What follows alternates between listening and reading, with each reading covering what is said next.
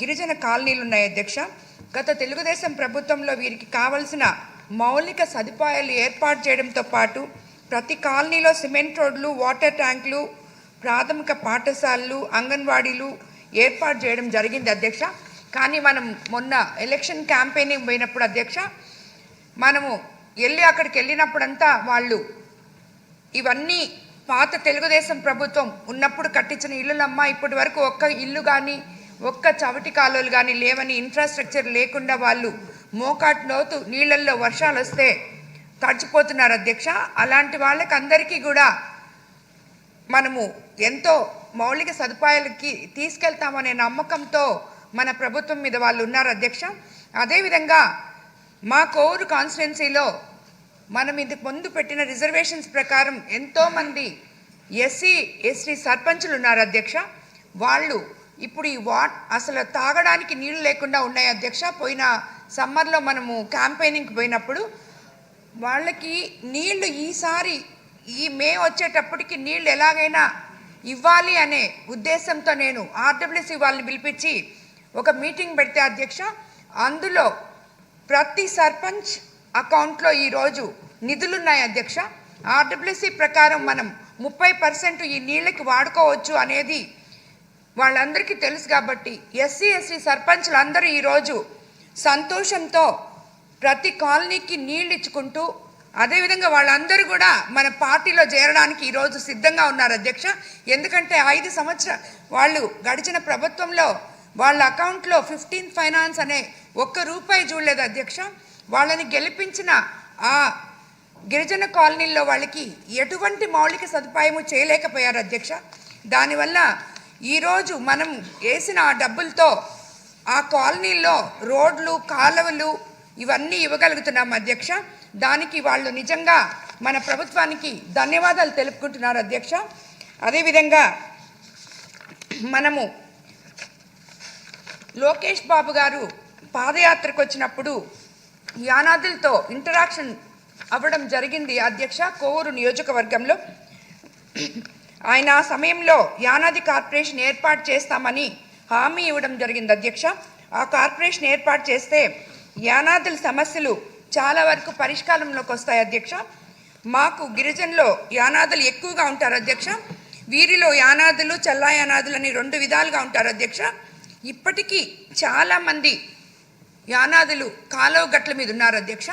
మనమైతే వాళ్ళకి ఎన్నో పథకాలు తీసుకొస్తున్నాం కానీ అధ్యక్ష, హౌసింగ్ కానీ ఏదైనా వాళ్ళకి ఇచ్చేదాన్ని మనం ఏమి ఇస్తున్నామో వాళ్ళకి తెలవడానికి ఫస్ట్ మనము మన సచివాలయంలో కానీ ఎవరో ఒకరిని, ఒక ఆఫీసర్ని పెట్టి మన పథకాలు ఏమైతే మనం వాళ్ళు, ఎందుకంటే వాళ్ళు చాలామంది నిరక్షరాస్యులు ఉన్నారు అధ్యక్ష.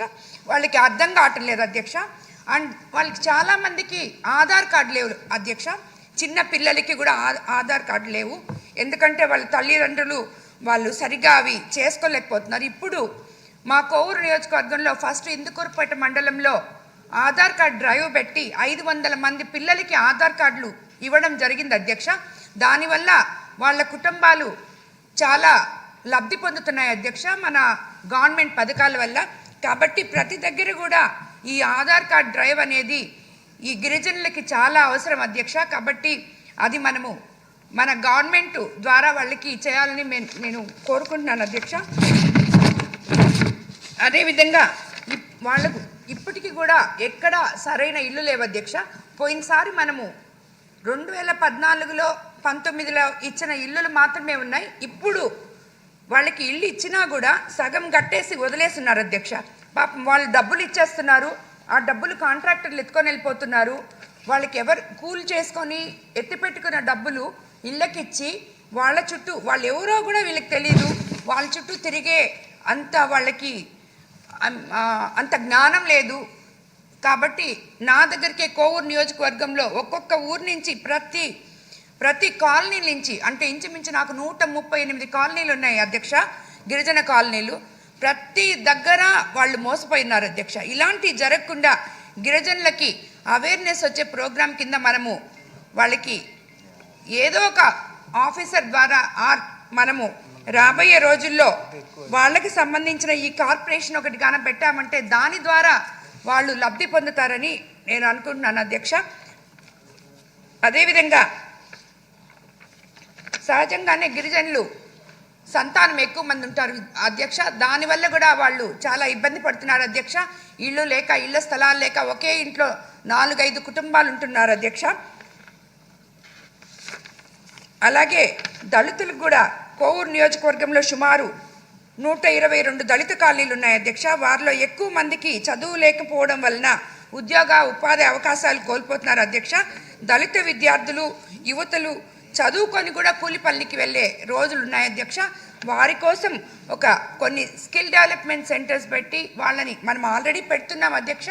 మొన్న కూడా ఉమెన్స్ డే రోజు మనము కుట్టు మిషన్లు ఇలాంటివన్నీ మనం అన్ని తరగతుల వారికి ఇస్తున్నాం. వీళ్ళకి కొంచెం మనము స్పెషల్ ఫోకస్ పెట్టి వాళ్ళు ఉన్న దగ్గర కూడా వాళ్ళకి ఉపాధి కల్పించే విధంగా మనము ముందుకెళ్ళాలి అధ్యక్ష. అదేవిధంగా మాకు ఇంతమంది యానాదులున్న మాకు చాలా తక్కువ గురుకుల పాఠశాలలు ఉన్నాయి అధ్యక్ష. అవి కూడా ఇంకొన్ని పెంచితే విద్యార్థులు చక్కగా చదువుకుంటారని చెప్పి ఇందు మూలంగా ముఖ్యమంత్రి గారికి తెలియజేసుకుంటున్నాను అధ్యక్ష. ధన్యవాదాలు అధ్యక్ష. ఇవన్నీ మీరు ఈజీగా చేసుకోగలిగిన సమస్యలు, మీరు ఈజీగా చేసుకోగలరు. అందరినీ మీరు జాగ్రత్తగా చూసుకోండి. ఇప్పుడు డిమాండ్లపై జరిగిన చర్చకు మంత్రులు స్పందిస్తారు. ముందుగా సాంఘిక సంక్షేమ శాఖ మంత్రి. అధ్యక్ష ధన్యవాదాలు అధ్యక్ష.